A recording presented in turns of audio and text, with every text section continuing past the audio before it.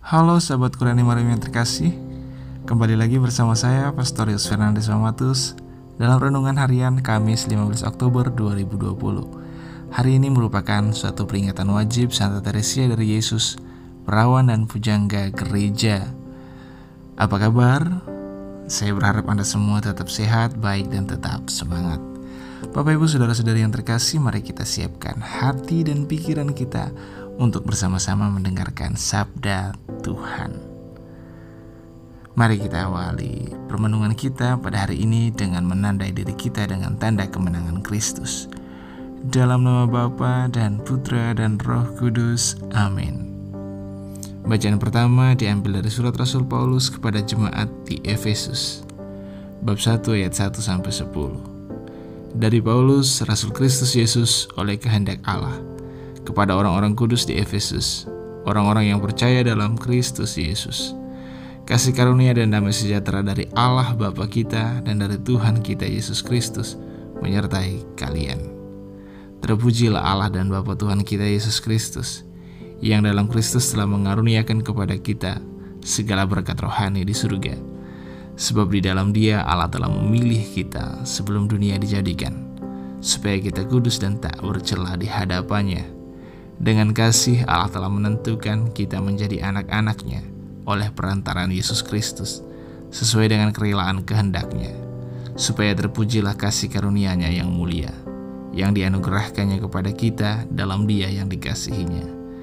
Sebab dalam Kristus dan oleh darah-Nya kita telah memperoleh penebusan, yaitu pengampunan dosa menurut kekayaan kasih karunia-Nya, yang Ia limpahkan kepada kita dalam segala hikmat dan pengertian. Sebab Allah telah menyatakan rahasia kehendak-Nya kepada kita, sesuai dengan rencana kerelaan-Nya, yaitu rencana kerelaan yang dari semula telah ditetapkannya dalam Kristus, sebagai persiapan kegenapan waktu, untuk mempersatukan segala sesuatu dalam diri Kristus sebagai kepala, baik yang di surga maupun yang di bumi. Demikianlah sabda Tuhan. Syukur kepada Allah. Dan Injil pada hari ini diambil dari Injil Lukas bab 11 ayat 47-54. Tuhan sertamu dan sertamu juga. Inilah Injil Tuhan kita Yesus Kristus menurut Lukas. Dimuliakanlah Tuhan.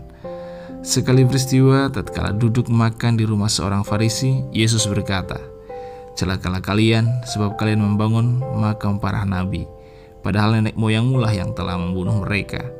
Dengan demikian kalian mengaku bahwa kalian membenarkan perbuatan nenek moyangmu, sebab mereka telah membunuh nabi-nabi itu, dan kalian membangun makamnya.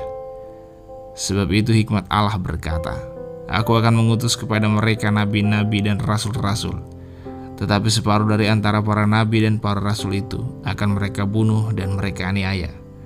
Maka dari angkatan ini akan dituntut darah semua nabi yang telah tertumpah sejak dunia dijadikan, mulai dari darah Habel sampai kepada darah Zakaria, yang telah dibunuh di antara mezbah dan rumah Allah. Bahkan aku berkata kepadamu, semuanya itu akan dituntut dari angkatan ini. Celakalah kalian, hai ahli-ahli Taurat, sebab kalian telah mengambil kunci pengetahuan. Kalian sendiri tidak masuk ke dalamnya, tetapi orang yang berusaha untuk masuk, kalian halang-halangi." Dan setelah Yesus berangkat dari tempat itu, para ahli Taurat dan orang Farisi terus-menerus mengintai dan membanjirinya dengan rupa-rupa soal. Dengan itu mereka berusaha memancingnya, supaya mereka dapat menangkapnya berdasarkan sesuatu yang diucapkannya. Demikianlah Injil Tuhan. Terpujilah Kristus. Saudara-saudari yang terkasih di dalam Kristus, ketika kita tahu tentang kebaikan tetapi tidak melakukannya, bahkan mungkin mengingkarinya, itulah dosa.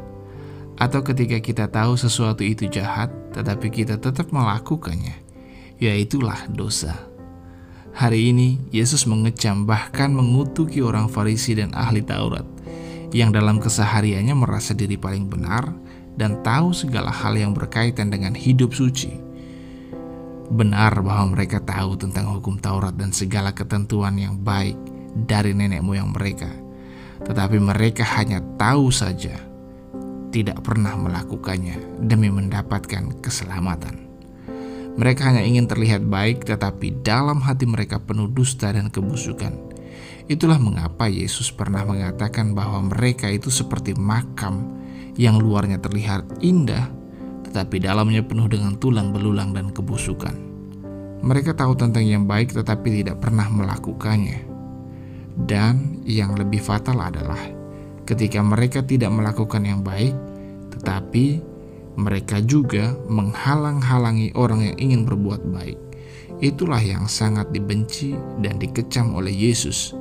Secara sederhana Yesus mau mengingatkan bahwa kalau kita tidak dapat melakukan hal baik, maka berusahalah jangan menghalang-halangi orang lain yang ingin menjadi baik, yang berusaha untuk menjadi baik.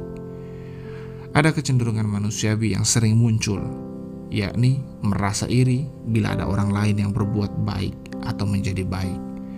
Iri melihat orang lain menjadi baik, tetapi diri sendiri tidak pernah mau mengusahakan kebaikan. Saudara-saudari yang terkasih, berusahalah agar tidak menjadi batu sandungan bagi orang lain yang ingin memperbaharui diri, yang ingin menjadi baik, ingin berbuat baik.